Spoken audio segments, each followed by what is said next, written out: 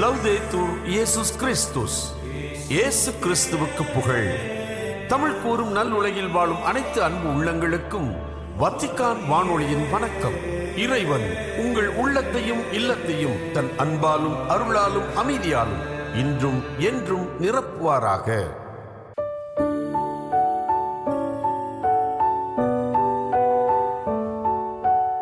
அன்பு நேயர்களே, வத்திக்கான் வானொலி இன்று உங்களுக்கு வழங்குபவை இன்றைய புனிதர், நேர்காணல் மற்றும் செய்திகள்.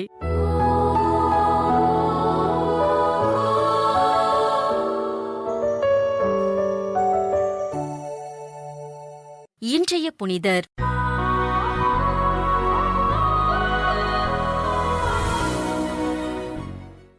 ஆகஸ்ட் 14, புனித மேக்சிமிலியான் கோல்ஃபே. போலந்து நாட்டில் வாழ்ந்த ஜூலியன் மரியா கோல்ஃபே பெற்றோருக்கு கிபி 1894 ஜனவரி மாதம் 8ஆம் நாள் பிறந்தார் மேக்சிமிலியான் கோல்ஃபே. ரெய்மன் என்ற இயற்பெயரினை கொண்ட இவர் சிறுவயது முதல் கீழ்ப்படிதலோடும் இறைபக்தியோடும் வளர்ந்தார். தனி அறையில் ஜெபித்துக் கொண்டிருந்த மேக்சிமிலியானுக்கு காட்சியளித்த புனித மரியன்னை வெண்மை மற்றும் சிவப்பு நிறத்திலான 2 கிரீடங்களை காண்பித்து, வெண்மையான நிறம் தூய்மையான வாழ்வினையும், சிவப்பு நிறம் மறைசாட்சிக்குரிய வாழ்வினையும் குறிப்பதாக கூறி, எது உமக்கு வேண்டும் என்று கேட்க, மேக்சிமிலியான் 2ஐயும் எனக்கு தாருங்கள் என்று தாழ்ச்சியோடு கூறினார். தனது வாழ்வினை இறைவனுக்கு அர்ப்பணிக்க விரும்பிய மேக்சிமிலியான் பிரான்சிஸ்கன் துறவற சபையில் சேர்ந்து கிபி 1911ஆம் ஆண்டு தனது முதல் வார்த்தை பாட்டினை கொடுத்தார். கிபி 1914ஆம் ஆண்டு குருத்துவ அருட்பொழிவு பெற்ற இவர் ஏழை மக்களிடம் அன்போடு இருந்து அவர்கள் வாழ்வு முன்னேறுவதற்கு உதவிகள் செய்தார். கிபி 1939ஆம் ஆண்டு ஹிட்லரின் படை வீரர்களால் கைது செய்யப்பட்ட மேக்சிமிலியான் சிறையில் அடைக்கப்பட்டு பல்வேறு துன்பங்களுக்கு ஆட்பட்டார். சிறையில் இருந்த கிறிஸ்தவர்களுக்கு ஒப்புரவு அருட்சாதனம் வழங்கி தன்னோடு சிறையில் இருந்தவர்களுக்காக ஜெபித்த அருட்தந்தை மேக்சிமிலியான் கிபி 1941ஆம் ஆண்டு ஆகஸ்ட் 14ஆம் நாள் விஷ ஊசியின் மூலம் கொலை செய்யப்பட்டார்.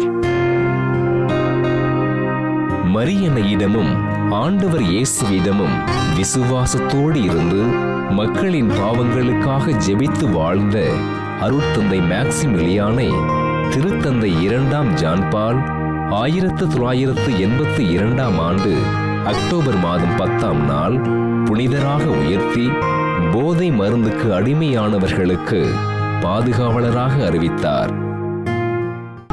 புனித மேக்சிமிலியான் திருவிழாவினை கொண்டாடுகிற நாம் போதைக்கு அடிமையானவர்கள் விடுதலை பெற்று நல்வாழ்வினை வாழ்வதற்காக ஆண்டவர் இயேசுவிடம் ஜெபிப்போம்.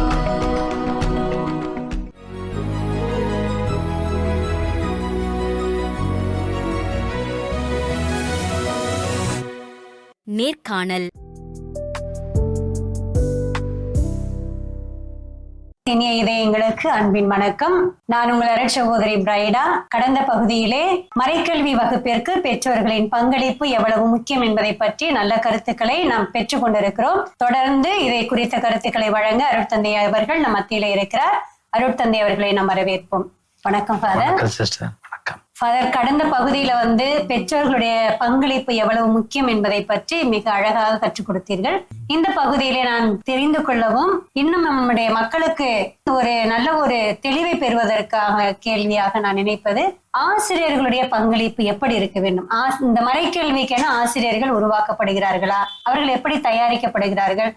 அவர்களுடைய பங்களிப்பு எந்த அளவிற்கு இந்த மறைக்கல்வி மாணவ மாணவியருக்கு உதவியாக இருக்கிறது? அந்த ஆசிரியர்களை குறித்த பகிர்வுகள் ஃபாதர். கடந்த பகுதியிலேயே லைட்டா சொன்னேன். அந்த ஆசிரியர்கள் பெற்றோரோட உள்ள அந்த உறவு. ஆசிரியர்கள் என்பவர்கள் இதுக்கு ரொம்ப முக்கியமான, ஏற்கனவே சொன்னது மாதிரி இது ஊதியம் இல்லாத ஒரு தன்னார்வ பணி. அதனால அவர்களை முதல்ல பாராட்டணும். இந்த மறைக்கல்வி ஆசிரியர்களாக பணிசெய்ற எல்லாரையும் முதல்ல பாராட்ட வேண்டியது நம்முடைய பாராட்டுக்குரியவர்கள். அப்புறமா என்னன்னா, மற்ற அவங்களுக்கு தேவையான பயிற்சிகள் சொல்லும் போது முதல்ல இந்த மறைக்கல்வி பற்றிய புரிதல். இந்த மறைக்கல்வி என்றால் என்ன அப்படின்னு கேட்டா நிறைய ஆசிரியர்கள் சரியா பதில் சொல்றது இல்லை. அவங்க அந்த ஜபங்கள் கற்றுக் கொடுக்கறது, அப்படி மேலோட்டமான பதில்களை நிறைய பேர் சொல்றது உண்டு. அது நம்பிக்கை பயிற்சிங்கிறது அந்த ஒரு பதில் அதிகமா வர்றது இல்லை. அவங்களுக்கும் அது எந்த அளவுக்கு தெரியுங்கிறது ஒரு கேள்விக்குறி. நான் எல்லாரையும் சொல்லல, தெரிஞ்சவங்க கட்டாயம் இருப்பாங்க. ஆனா பொதுவாக இரண்டாவது, அந்த மறைக்கல்வியை கற்றுக் கொடுக்கும் போது மறைக்கல்வி ஏதோ ஒரு உரையாற்றுறது அல்ல, அது இந்த பருவத்துக்கு ஏற்ற அளவுல உள்ள குழுக்களுக்கு கற்றுக் கொடுக்கிறது. அப்ப அவர்களுடைய அந்த மனநிலை, அவங்களுடைய உளவியல் பயிற்சியும் கட்டாயம் தேவை. பொதுவாக அந்த மனித உளவியல் பயிற்சி ஓரளவுக்கு தெரிந்து கொள்வது. பள்ளிக்கூடத்துல உள்ள ஆசிரியர்கள்னா அவங்க ஏற்கனவே அவங்களுடைய ட்ரைனிங்ல உளவியல் படிச்சிருப்பாங்க. படிச்சாலும் இங்க திருப்பி வரும்போது அது ஒரு ரீஇன்ஃபோர்ஸ்மெண்டாக மாறும். மீண்டும் அதை செழுமைப்படுத்துறது மாதிரி இருக்கும். அது கட்டாயம் அவங்க யாருக்கு மறைக்கல்வி கற்றுக் கொடுக்க போகிறார்களோ அவங்களுடைய உளவியல், முக்கியமா அவங்களுடைய அந்த ரிசப்டிவ் கெப்பாசிட்டி, அதை உள்வாங்கக்கூடிய ஆற்றல். எடுத்துக்காட்டாக என்னன்னா, நமக்கு 12 வயசு வரைக்கும் நம்ம கருத்துரைகளை கேட்க முடியாது. அப்ப மறையுரை எல்லாம் பண்ணும்போது 10 வெறும் கருத்துரைகளாக இருந்தா சிறுவர்கள் ஒரு 5-6 நிமிஷம் ஆன உடனேயே அங்க வேடிக்கை பார்க்க ஆரம்பிப்பாங்க, அடுத்தவங்களை விளையாட ஆரம்பிப்பாங்க, இல்லன்னா மறைக்கல்வி புத்தகம் ஏதாவது கையில அதை எடுத்து விடிச்சு பார்க்க ஆரம்பிப்பாங்க. கவனிக்க முடியாது அவங்களால. அது உளவியல் இந்த ஜான் பியாஷிங்கிறவர் சொல்றாரு, அது வரைக்கும் 12 வயது வரைக்கும் கான்கிரீட் ஆபரேஷனல் திங்கிங். அவங்களுக்கு உருவகமாக ஏதாவது வேணும், கான்கிரீட்டா ஏதாவது வேணும். பொருளை வைத்துதான். பாட புத்தகங்கள்ல பார்த்தோன்னா எல்லாரும் படம் போட்டிருப்பாங்க. கணக்கு சொல்லி கொடுக்குறவங்க 4 நாள் 8 சொல்ல மாட்டாங்க. என்கிட்ட 4 படம் இருக்குது, அவன்கிட்ட 4 படம் இருக்குது, மொத்தம் எத்தனை தான் கேட்போம். அதாவது பொருட்களோட வைத்து அவங்க புரிந்து கொள்ள முடியும். அதனால அந்தந்த அதாவது 12 வயதுக்கு உட்பட்ட சிறாருடைய மறைக்கல்விக்கு நிச்சயமாக அந்த அவங்களுடைய கற்றுக் கொடுக்கக்கூடிய முறை வித்தியாசமா இருக்கணும். நிறைய அனுபவ ரீதியாக கதைகள், பிறகு பொருட்களை வைத்து மாடல்ஸ் அதெல்லாம் வைத்து கற்றுக் கொடுக்க வேண்டியிருக்கும். அதுக்கு மேல கொஞ்சம் கொஞ்சமாக கருத்துரையை 20 நிமிஷத்துக்கு மேல கேட்கக்கூடிய பெரிய ஆட்களும் ரொம்ப குறைவு. பெரியவங்க கூட 20 நிமிஷத்துக்கு மேல கருத்துரையை கேட்டுட்டு இருக்க மாட்டாங்க.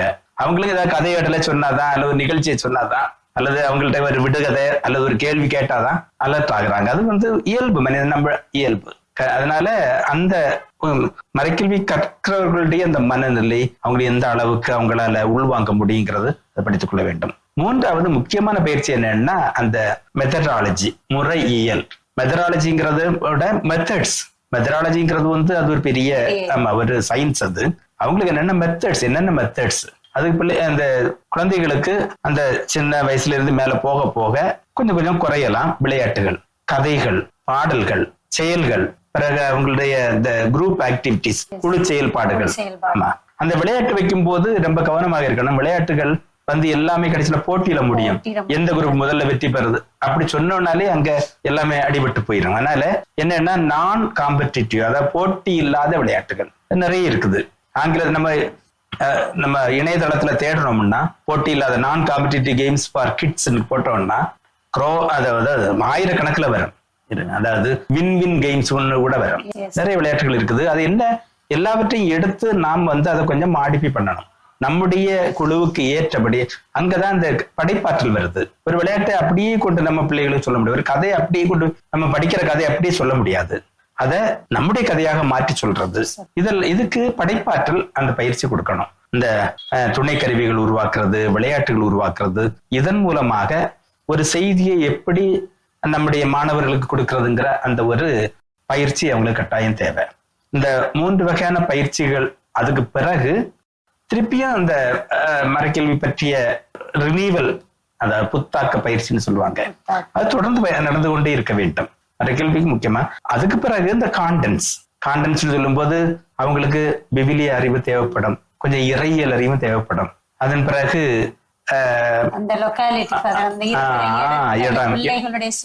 சூழ்நிலைகள் எல்லாமே அவங்க படிச்சிருக்க வேண்டி இருக்கும். அப்புறம் அந்த அவங்களுக்கு கொடுத்துருக்கூடிய கான்டென்ட்டை அவங்க சரியா புரியக்கூடிய பயிற்சிகள். எங்களுடைய மறை மாவட்டத்துல எல்லாம் அந்த ஸ்கூல் தொடங்கும் போது, அவங்க புதிய மறைக்கல்வி வகுப்புகள் தொடங்கும் போது பாடத்திட்ட பயிற்சி வைப்பாங்க. எல்லா ஆசிரியர்களும் இருந்து அவங்க பாடங்கள், ஒவ்வொரு வகுப்பு ஆசிரியர் 6ஆம் வகுப்பு ஆசிரியர்கள் எல்லாம் சேர்ந்து வருவாங்க. அவங்களுக்கு அந்த 6ஆம் வகுப்புல உள்ள பாடங்களை எப்படி கற்றுக் கொடுக்கறதுங்கிறது சொல்லிக் கொடுப்பாங்க. அது ஒரு மணி நேரம் 2 மணி நேரத்துல ரொம்ப ஆழமாக கற்றுக் கொடுக்க முடியலன்னாலும் ஒரு அறிமுகம் போல செய்யலாம். இன்னும் அதை தொடர்ந்து 2-3 தடவை வச்சோம்னா இன்னும் அதிகமாக பயன்படுறதுக்கு வாய்ப்பு உண்டு. அதுக்கு அடுத்து திறனாய்வு செய்யறது எப்படி, நம்ம அதை பற்றி ரொம்ப கவலைப்படுறது இல்லை. திறனாய்வு ஒரு எக்ஸாம் வச்ச உடனே திறனாய்வு முடிஞ்சிருது. அது எக்ஸாம் அல்ல. திறனாய்வுங்கிறது நம்ம கற்றுக் கொடுத்த பாடங்கள் வழியாக அந்த குழந்தையுடைய அல்லது அந்த மாணவருடைய நம்பிக்கை, தற்கடப்பு எந்த அளவு வளர்ந்துருக்குங்கிறத பார்க்க. அதுவும் ஆசிரியர்களுக்கு பயிற்சி கொடுக்க வேண்டியிருக்கு. ஒவ்வொரு வகுப்புக்கு பிறகு ஒரு திறனாய்வு நடத்தலாம். ஒரு 5-6 கேள்விகள் கேட்டு பிறகு அந்த ஆண்டு இறுதியில் ஒரு திறனாய்வு நடத்துறது. பிறகு தேர்வு எல்லாம் நம்ம கட்டாயம் தேவையானு தெரியல. மறைக்கல்வி எல்லாம் தேர்வுக்கான ஒரு பாடம் அல்ல. பட் ஸ்கூல்ல எல்லாம் அது ஒரு கண்டிப்பான ஒரு சப்ஜெக்டா வச்சிருக்கோம். அதுவும் நம்ம கிறிஸ்தவ பள்ளிகளில் எல்லாத்துலயுமே மறைக்கல்வி, அடுத்து சமூக கல்வி, அதாவது மாரல் சயின்ஸ், கேட்டகிசம் அப்படின்னு 2 குரூப் இருக்கிறாங்க. அதுல அந்த எக்ஸாம்ல pass ஆனாதான் they are fully pass. இல்லன்னா அந்த இடத்துல ஃபெயில் ஆயிட்டாங்கன்னா அவங்க ஃபெயில். அப்படி இருக்க சிச்சுவேஷன்ல அது ஒரு அகாடமிக் நெசசிட்டி. அதுக்கு அது வைக்கட்டும், ஆனா அதோட நிறுத்தக்கூடாதுன்னு சொல்றேன். ஓகே ஃபாதர், மிக்க நன்றி ஃபாதர்.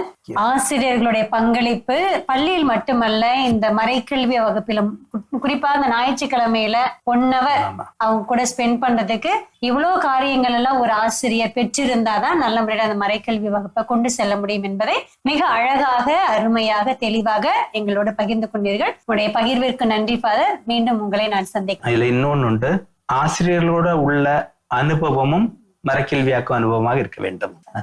இனிய இதயங்களே, மிக அழகாக ஆசிரியர்களுடைய பங்களிப்பு, அவர்களுடைய பயிற்சி எவ்வளவு முக்கியமானது என்பதை அருட்தந்தை அவர்கள் நம்மோடு பகிர்ந்து கொண்டிருக்கிறார்கள். உங்கள் சார்பாகவும் நான் அருட்தந்தை அவர்களுக்கு நன்றி தெரிவித்துக் கொள்கிறேன். மீண்டுமாக அடுத்த நிகழ்வில் உங்களை சந்திக்கும் வரை உங்களிடமிருந்து விடைபெறுவது உங்கள் அருட்சகோதரி பிரைடா. நன்றி.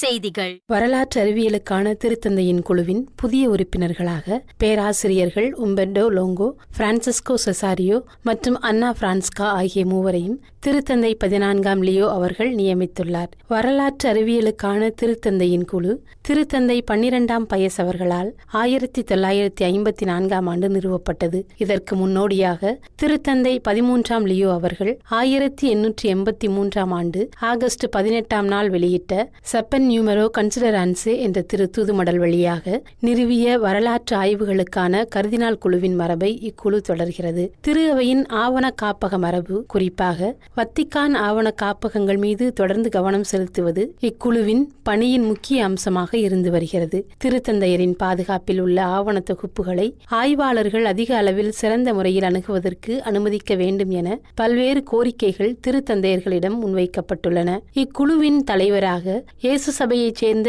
அருள் தந்தை மாரக் இங்லோட் அவர்கள் பணியாற்றி வருகிறார். பியராண்டோனியோ பியாத்தி அவர்கள் செயலராக பணியாற்றுகிறார் என்பது குறிப்பிடத்தக்கது. பல்வேறு துறவற சமூகங்கள் அவற்றின் அருள் கொடைகள் மற்றும் வரலாறுகள் ஒன்றிணைந்து செயல்படுவதன் அழகை எடுத்துரைத்த திருத்தந்தை 14ஆம் லியோ அவர்கள் இவை அனைத்தும் இணைந்து திரு அவையின் பணியையும் மறைபொருளையும் நமது உலகில் வெளிப்படுத்துகின்றன என்று கூறினார். அமெரிக்காவில் உள்ள பெண் துறவியரின் தலைமைத்துவ மாநாட்டின் 70ஆம் ஆண்டு நிறைவை முன்னிட்டு 2026ஆம் ஆண்டுக்கான அதன் பொதுக்கூட்டத்தில் பங்கேற்றவர்களுக்கு வழங்கிய காணொலி செய்தியில் இவ்வாறு திருத்தந்தை கூறினார். இன்றைய உலகில் கிறிஸ்துவின் அன்புக்கு சாட்சிகளாக திகழவும் தங்களின் ஒன்றிப்பை வலுப்படுத்தவும் பல்வேறு அருள் கொடைகளை ஏற்றுக்கொள்ளவும் இருபால் துறவியருக்கு திருத்தந்தை அழைப்பு விடுத்துள்ளார். மேலும் பல அருள் கொடைகள் ஒரே ஆவி ஒரே அழைப்பு என்ற கருப்பொருளை மையமாக கொண்டு பேசிய திருத்தந்தை தங்களது சமூக வாழ்விலும் மறைபணியில் ஒத்துழைப்பிலும் அர்ப்பணிக்கப்பட்ட வாழ்வை மேற்கொள்பவர்கள் ஒன்றிணைந்த திரு அவையின் வல்லுநர்களாக திகழ வேண்டும் என்றும் கேட்டுக்கொண்டார். நற்செய்தி அறிவித்தல், கல்வி மற்றும் ஏழைகளுக்கான சேவை ஆகிய துறைகளில்